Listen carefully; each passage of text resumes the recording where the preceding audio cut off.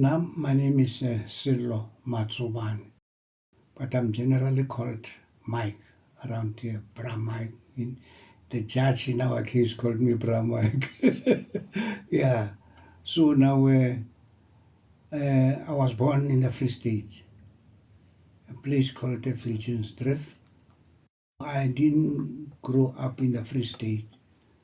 In fact, I don't remember at what time was I brought out of the Free State. Then we came to live in a squatter around here. It was called Mansfield, semi-squatter, because the houses were built by government, one-room shacks. It was a rough township, but it was livable. You see, cramped, because we stayed being 8 in one room shack. Yeah.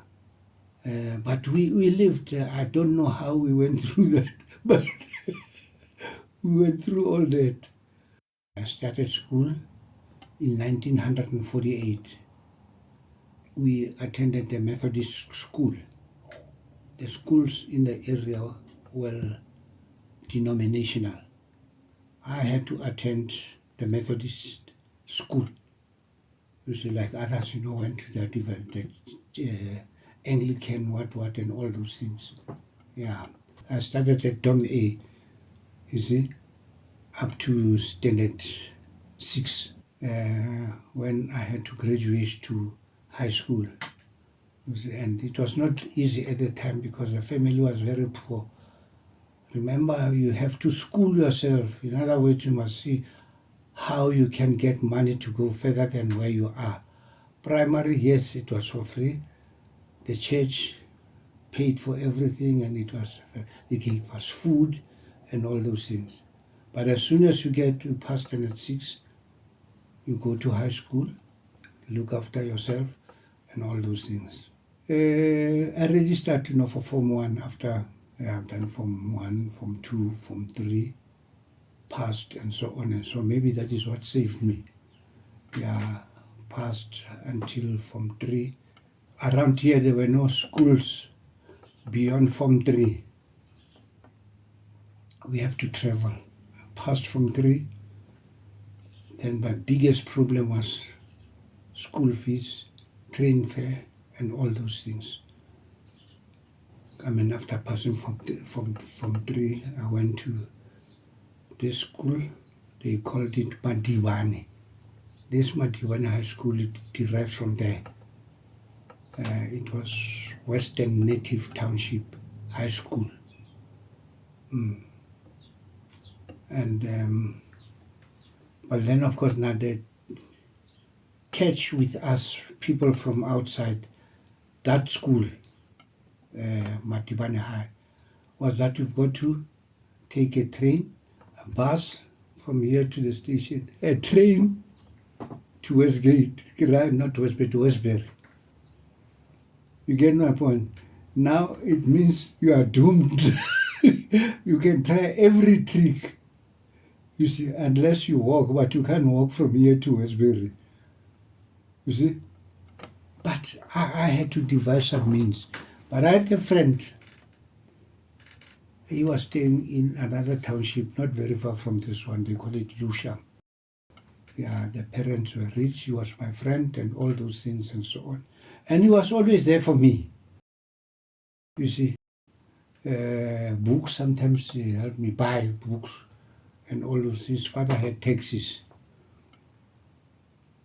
And the challenge came with the train fare, you see. Because we were young, we were expeditious, we got to see means and ways of getting into the train without paying.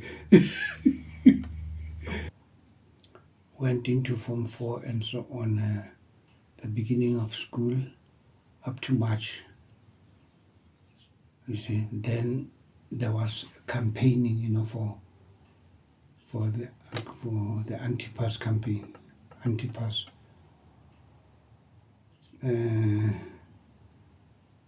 We were approached by a certain man. His name was Motimele, the sort of stalwarts, of the PAC and so on.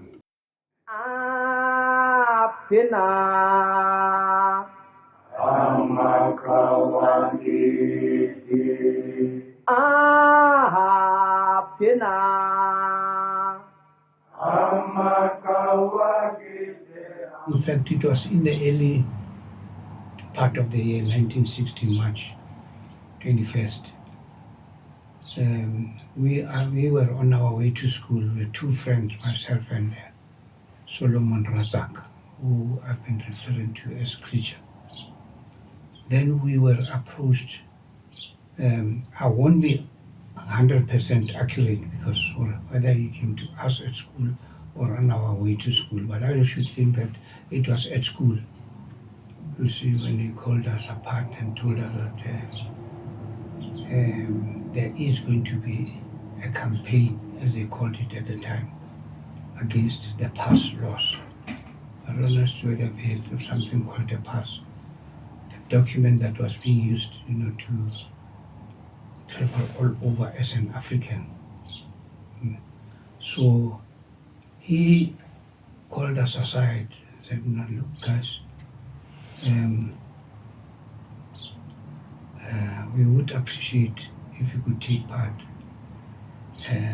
in this type of campaign." And obviously, being adventurous, and this guy, very persuasive, a short guy like this, says, "No, look, you'll be in papers all over the world," and so on and so on. We were told we've got to surrender ourselves to the police station, report to the police that we are not carrying those passbooks and that they should arrest us. You see, a passbook, you attain it at the age of 60. And he said to us, at 8 o'clock, he is going to be there with some of the leadership to lead the campaign into the police station. But by 8 o'clock, he was not there.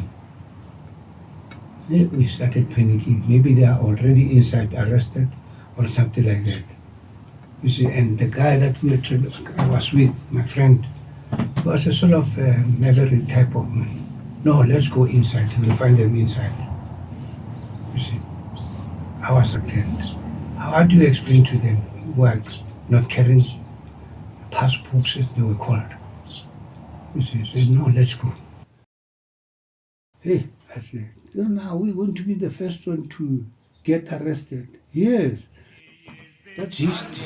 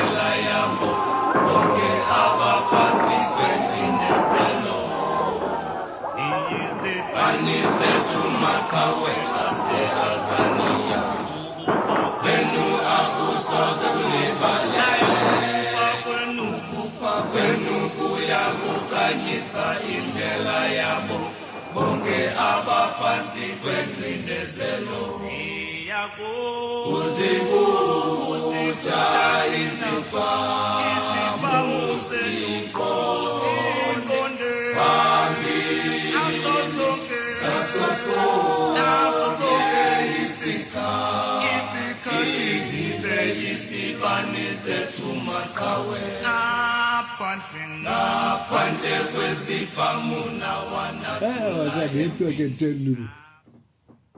Surrendering myself to the police for arrest. Then we decided to go to the police station to surrender ourselves. Hey, they laughed at us. "What? You want to get arrested?" "Yes." "For what?"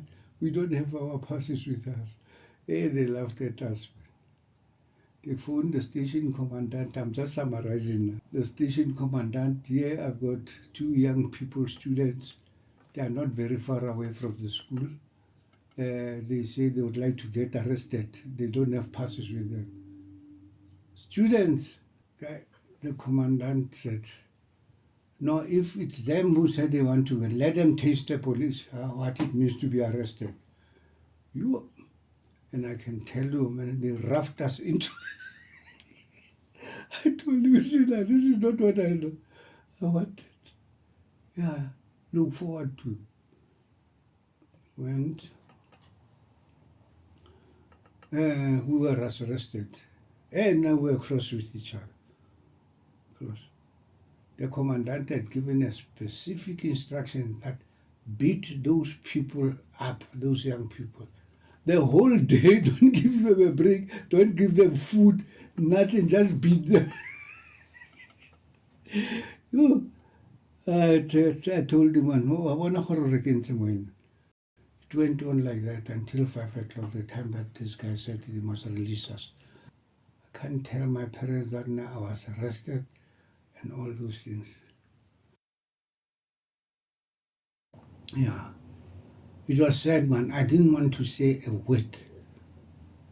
You see? And my parents, poor parents, they don't, why do you come this late and all those things? And they could see, no, I've been roughed up. What did you do? Were you fighting at school and all those things? These other boys that they wanted to take my books.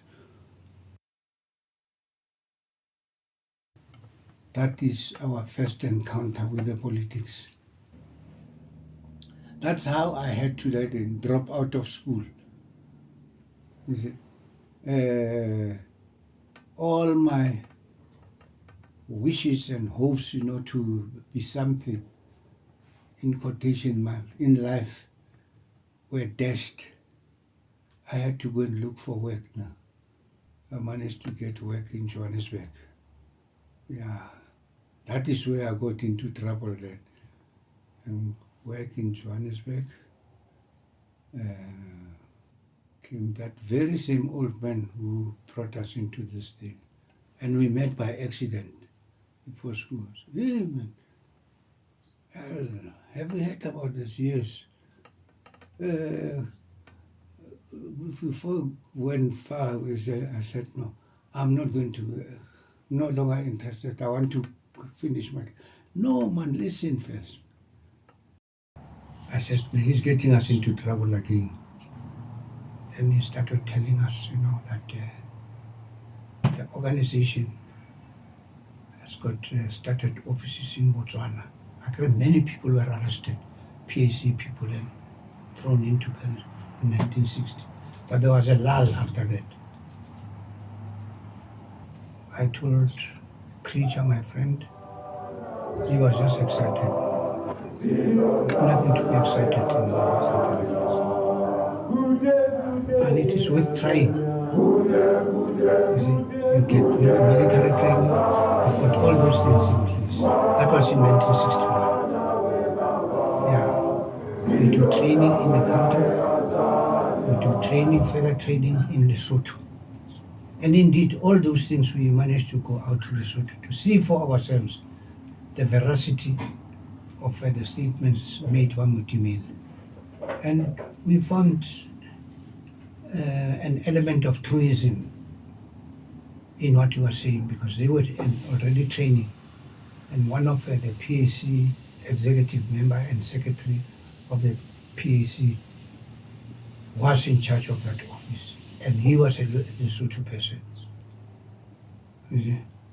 He was busy helping people with understanding how the theoretical part of it, that there should be nothing that should scare us. You see, most of the revolutions throughout the world was won by people who did not have guns, by people who had no prior military training and so on and so on.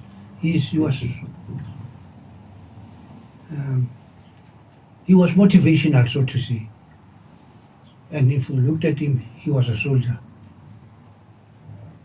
You see, if you look at him, he's got experience. I mean, he was from Lesotho.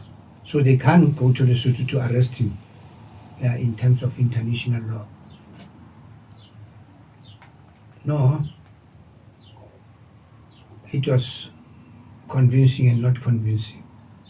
you see, let alone the arduous trip of going to Lesotho in a fourth class.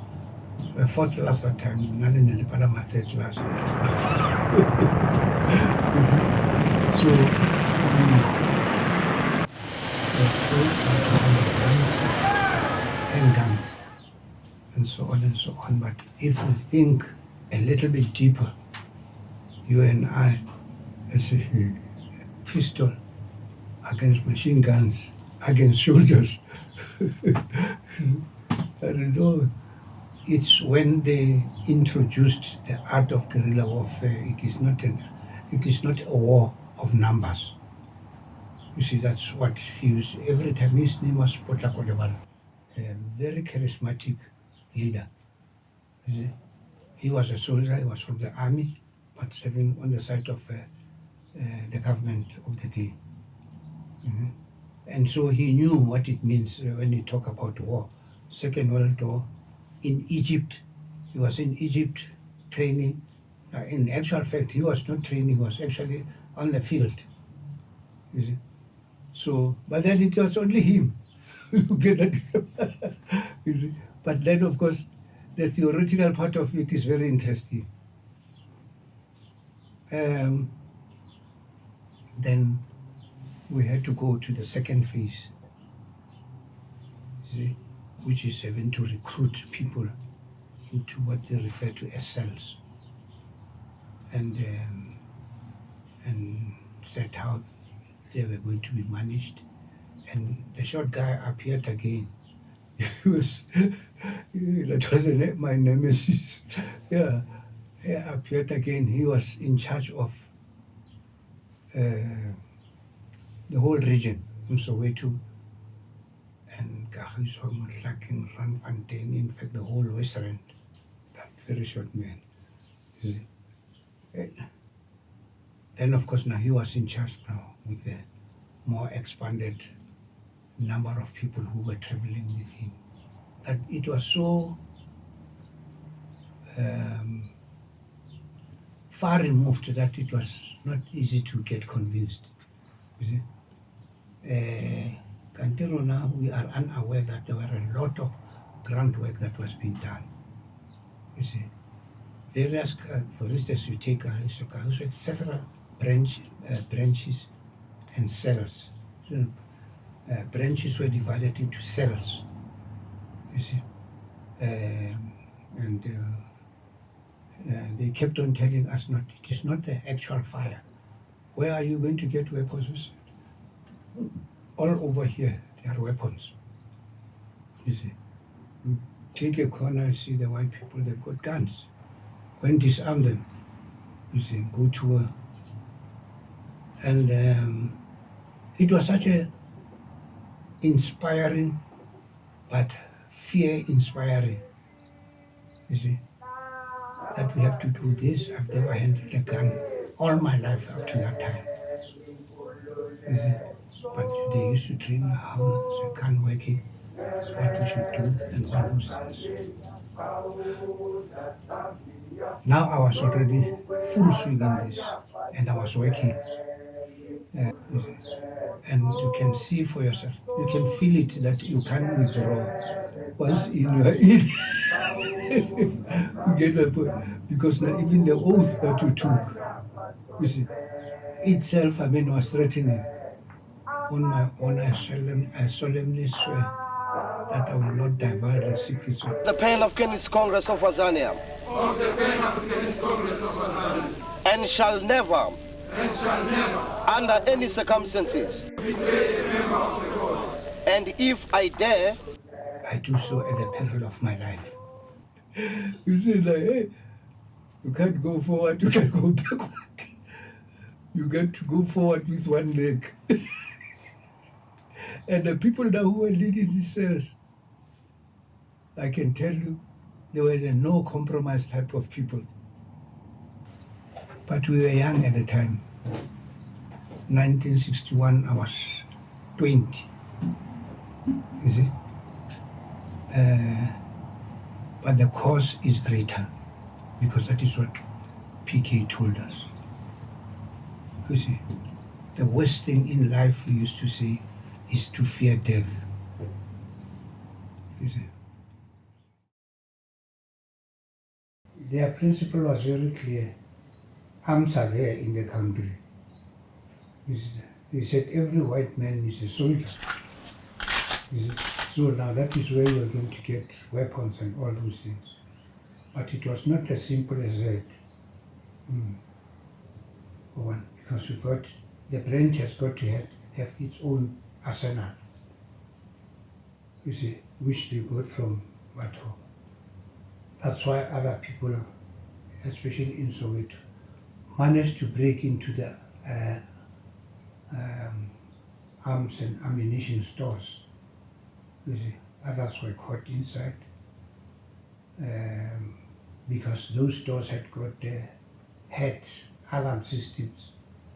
The PK, who was the acting president of the PAC, was coordinating activities in South Africa from Botswana, from Lesotho. They had issued a statement that 1963, 6th of April, is the deadline.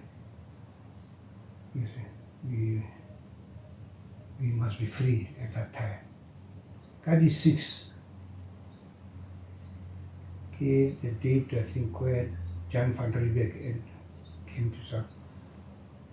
We were going to hit hard at the dispossessors, which was a blunder. And the people, every country, yeah, they are ready, war ready. So now we jumped the gun because of instructions that came from PK, who addressed a public meeting, the press meeting, to say that PK or PAC is about to launch, in fact, liberate the Africans at the time. For what I could think now, I wouldn't say the readiness would have been to the level because that place, South Africa, is a police state. You see, they had informers, they had all those things and so on and so on. And police vehicles were all over. And we did not, one could say, we not armed to the extent in which we could surprise the enemy. Because when you don't have arms, when you don't have those things, the best weapon is surprise. You see, when PK issued a statement, many people think that it is that statement that he issued that caused the great coup. You see now, because Maburu, to a great extent, they nearly got a thorough beating. When PK released that statement on the 6th of April, the soldiers went directly to the head office of the PAC in Lesotho and took up everything, and the membership was there. Now I was not one of those people at the offices, but I was coordinating the activities in Nkgadima from the office. And when they raided Bapoma, I was not there. So, Panabak raid, the Babato captured us, senior people, if it's possible, and documentation, and which they successfully did. Now, because of the raiding of those offices, they were in a position to raid individual members in Gauteng, or Western Transvaal, or Eastern Transvaal, the Transkei, the Cape Province, and so on and so on. And Gauteng was hard hit because it is replicated.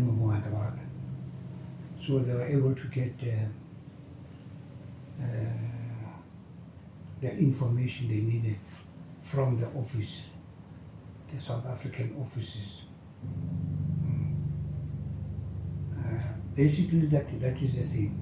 Yeah, they started raiding where from the information that they were able to get, in Marseille, or in such and such a place, there is so and so, so and so, so and so.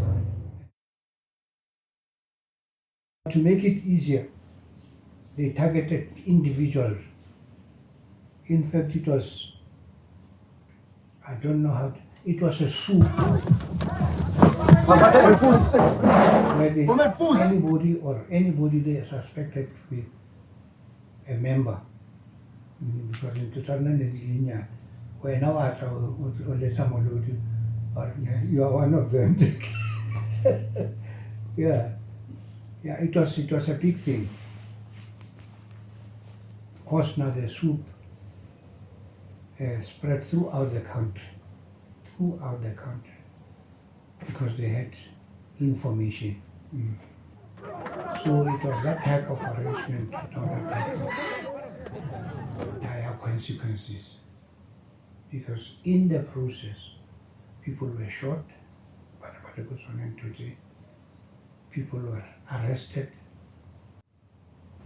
and which crippled the PAC to a great extent, because when no sooner the people heard that there is a raid ongoing, they started fleeing in all directions.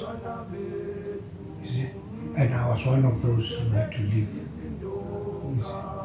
Yeah, now I left for Botswana.